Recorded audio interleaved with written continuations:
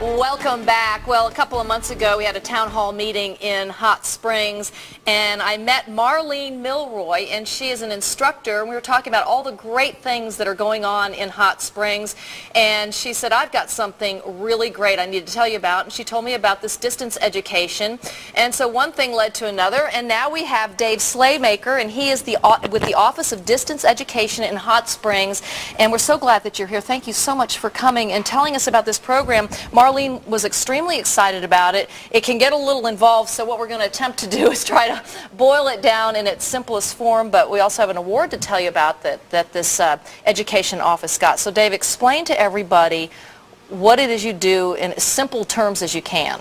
Okay, we teach students predominantly at the high school level, and it's via video conference, so it's actually live. It's as if you could talk to the person in your television and they could talk back, so it's very much like being there. So these are schools in what area? Are these just in Arkansas that are doing the video conferencing? We're nationwide, but predominantly in Arkansas, about 90%. So would an example be, let's say, a very small rural town with a small population that maybe can't get the teachers that they want to actually physically come to the school and teach? Exactly. We teach all size schools, but predominantly the smaller schools. Well, give me an example. Can you give me an example of a school that's using this and how they're utilizing it?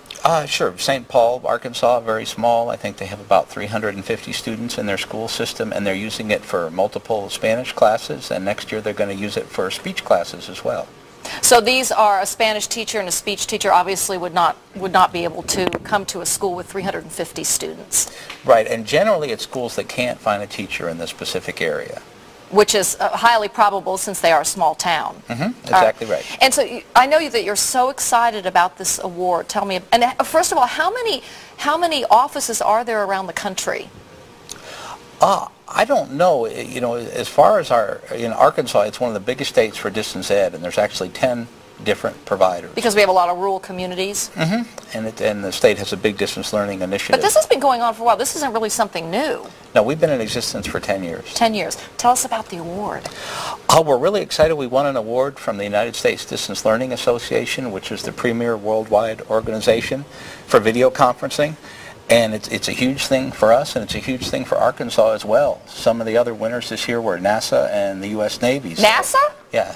Oh my gosh. So it is a big deal. Look at that. And it's something that Arkansas should be very proud of, because we're really on the cutting edge as far as this video conferencing technology for education. Arkansas is an amazing state, isn't it? Yeah, it really is. The things that come out of here. All right, so what do you want people to know? What is the call to action for our viewers? What can they do? I think the biggest thing is for the viewers to know and to spread the word that if there aren't certain classes available that their students might need, that there's a way to get them and they can have high quality instruction. This opens Arkansas to everything. Absolutely. For and education. it's very cost effective because the classes are often very small. All right. Well, Dave Slaymaker, thank you very much with the Office of Distance Education in Hot Springs, and congratulations on that award. That's just phenomenal.